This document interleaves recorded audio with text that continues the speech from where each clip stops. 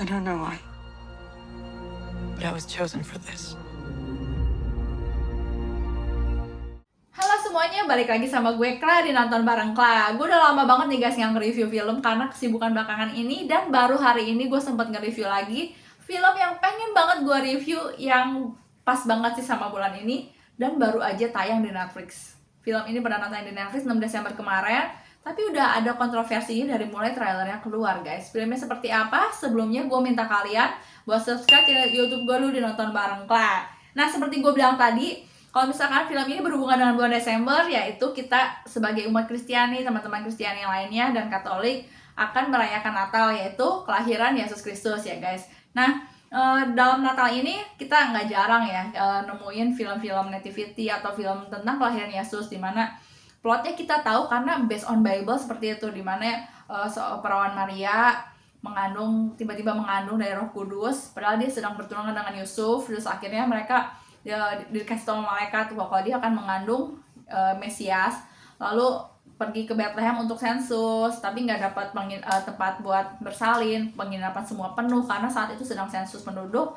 Akhirnya melahirkan di kandang domba. Terus 3 Majus datang, gembala, kita udah tahu plotnya seperti itu. Cuman pengemasannya beda-beda. Ada satu film nativity yang gue suka banget, judulnya Nativity Story. Ini benar-benar gue suka banget karena di sini menggambarkan begitu sederhananya kisah ini. Tuhan Yesus lahir dengan sangat sederhana ke dunia ini, guys, gitu, dibanding kita semua ini gitu. Dan ini bikin gue nangis gitu. Wow, sesederhana itu. Nah, untuk film yang mau gue bahas ini juga, menurut gue sih ini something different ya, dari kacamata yang berbeda banget, karena diambil dari sudut pandang Maria ya guys. Makanya judulnya Mary karena emang ini based on Maria. Kita nyeritain kisah hidupnya Maria dari sebelum dari dia Maria lahir sampai Maria mengandung Yesus, bagaimana perjuangannya dan perjalanan hidupnya. Mungkin kalau misalkan di Alkitab itu kisah Maria itu nggak diceritain banyak, cuman kita tahu kalau dia seorang perawan Maria, keturunan dari Raja Daud, salah satu keluarga Raja Daud. Dia bertunangan dengan Yusuf, tukang kayu. Tapi sebelum menikah, Maria hamil, didatangi Gabriel kalau misalnya Maria hamil, seperti itu yang kita tahu. Tapi semua kita tahu kenapa Maria dipilih Tuhan, karena Maria punya hati yang taat ya guys, punya hati yang taat dan dia murni gitu. Di sini diceritain dari sudut pandang Maria, kita pengen tahu Maria tuh sebenarnya seperti apa gitu ya. Dan di sini ceritain tentang kisah hidupnya Maria guys. Jadi memang nativity-nya tuh nggak terlalu banyak karena lebih banyak porsinya tentang Marianya sendiri guys. Nah, tadi gue pengen tahu juga sih, gue coba googling tentang Maria dari Wikipedia, sumber-sumber sejarah yang non Alkitab, karena kan di Alkitab cuma segitu. Dan ternyata benar, sutradara film ini yaitu DJ Caruso ini udah konsultasi sama Romo di sana. Dia seorang Katolik. Terus dari Kristen dia konsultasi sama pendeta Joel Osteen. Kita tahu Joel Osteen ya guys, seorang pendeta terkenal di luar sana.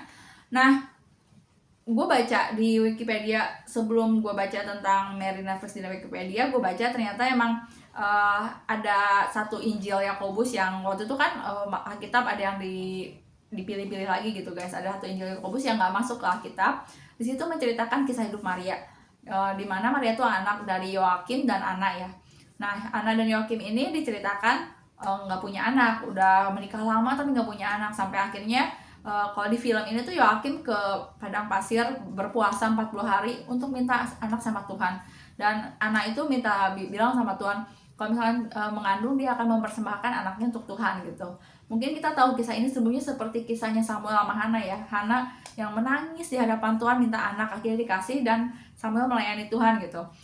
Kurang lagi seperti itu. Di sini gue ceritain sama, ternyata awalnya pas nonton tuh kayak, emang iya ya, Maria itu anak yang ditunggu-tunggu, anak yang dinanti sama orang tuanya. Kan nggak tahu karena nggak ada di Alkitab.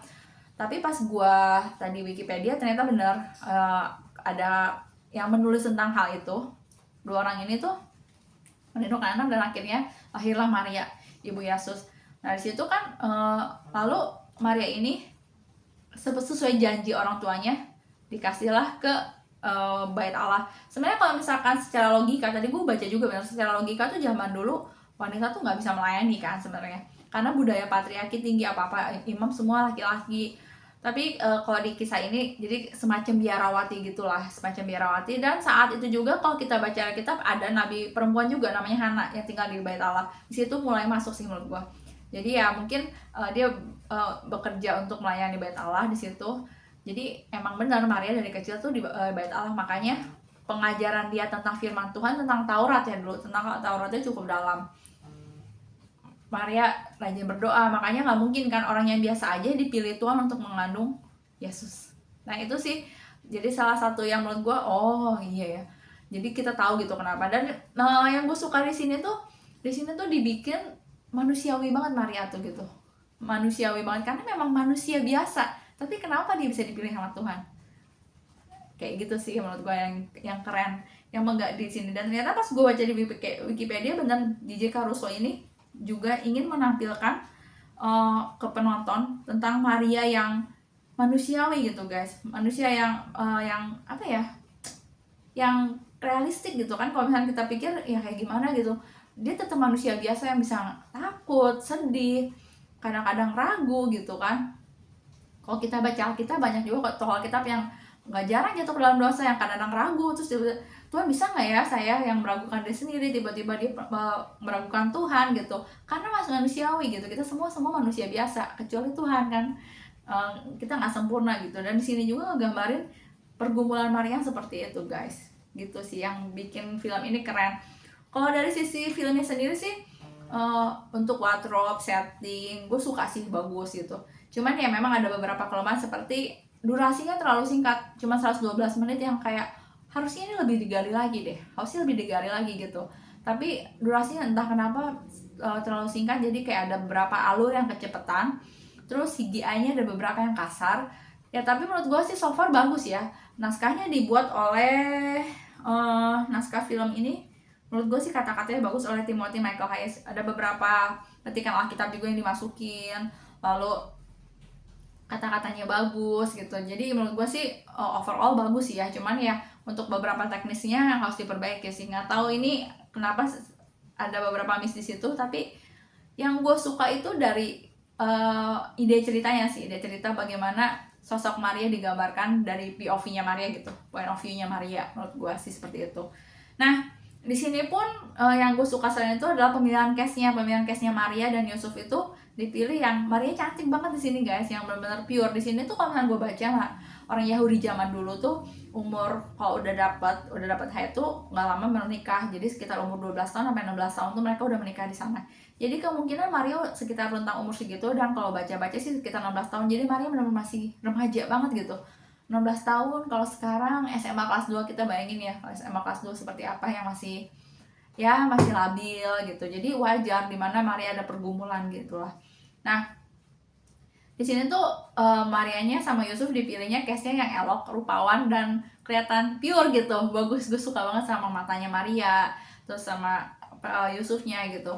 Dan terlebih lagi menghadirkan aktor senior guys, Anthony Hopkins. Gue penasaran sih dia seperti apa gitu, bawain King Herodes yang selama ini tuh cuman ya kita tahu dia tuh jahat, membunuh bayi-bayi di Bethlehem.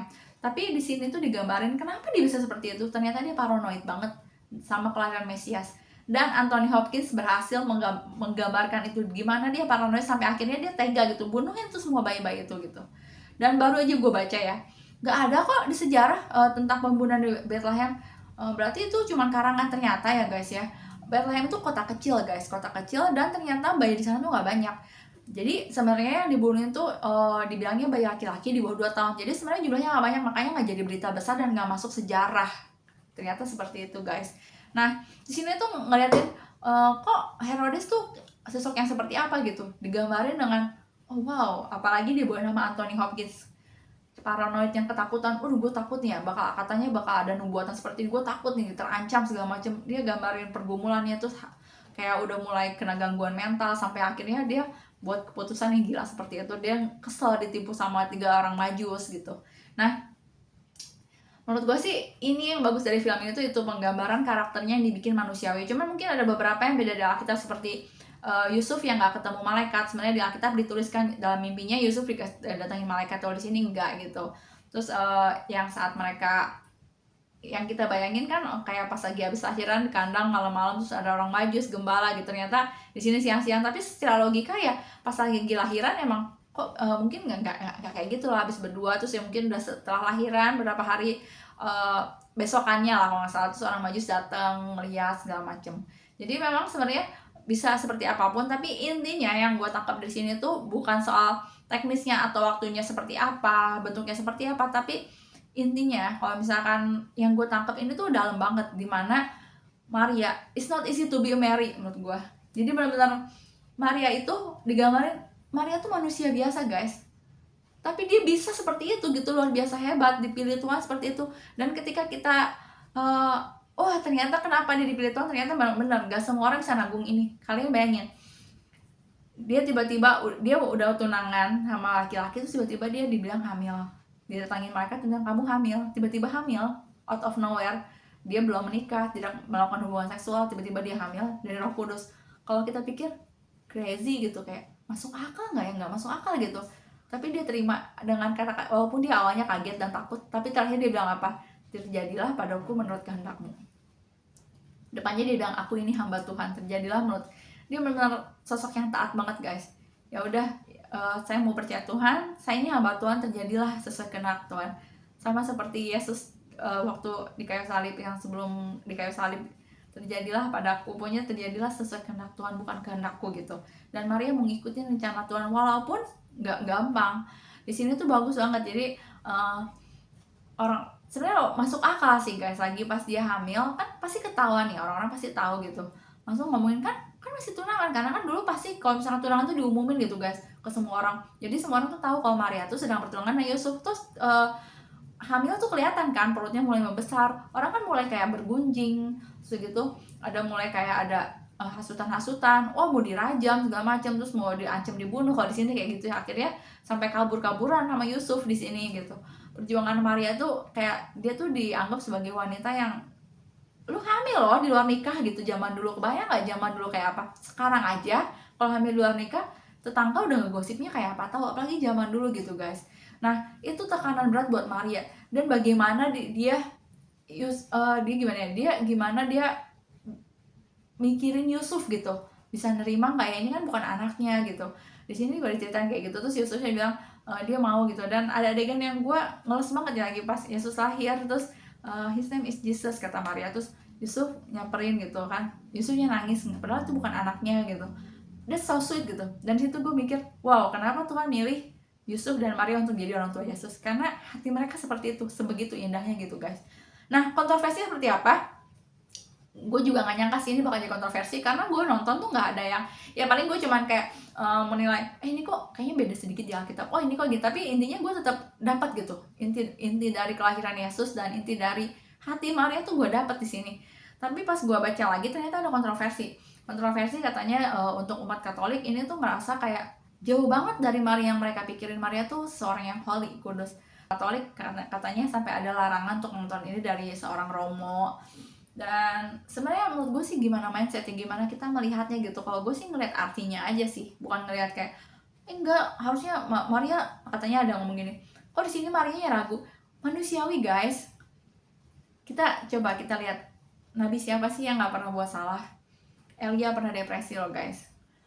Terus udah gitu Daud berapa kali jatuh dalam dosa, sampai Musa pun sampai dihukum Tuhan guys. Musa yang dipilih Tuhan, yang bisa berhadapan langsung dengan Tuhan di Gunung Sinai, ya, sampai dihukum Tuhan nggak bisa masuk ke tanah perjanjian karena kesel mukul gunung.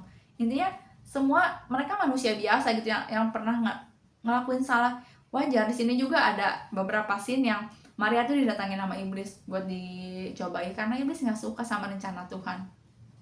Iblis nggak mau sampai Mesias lahir dengan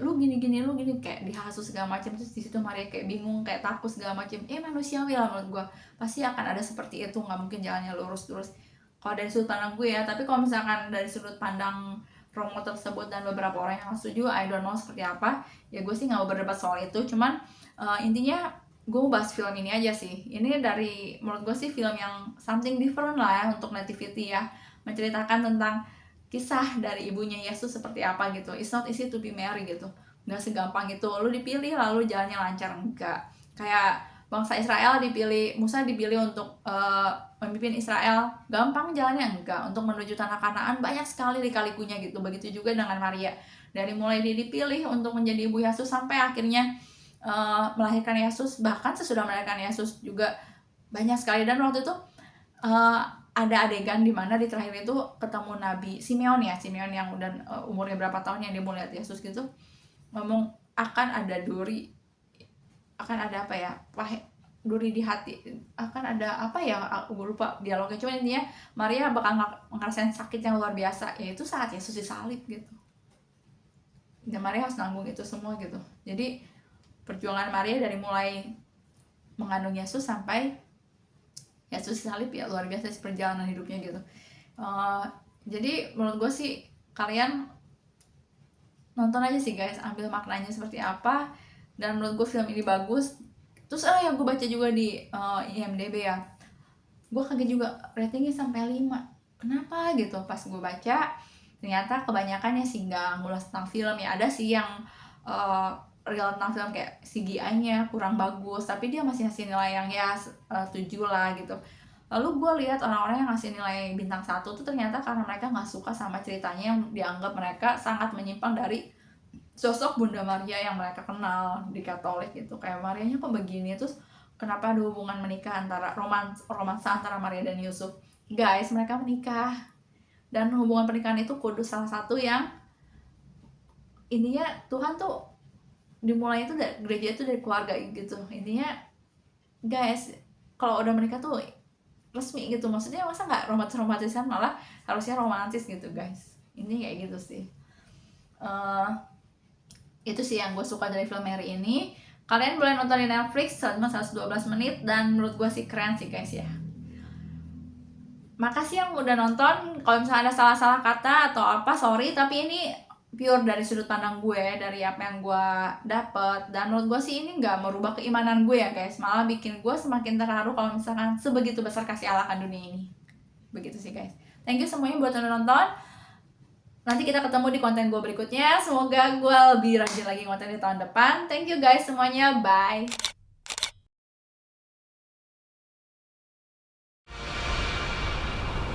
Love will save the world.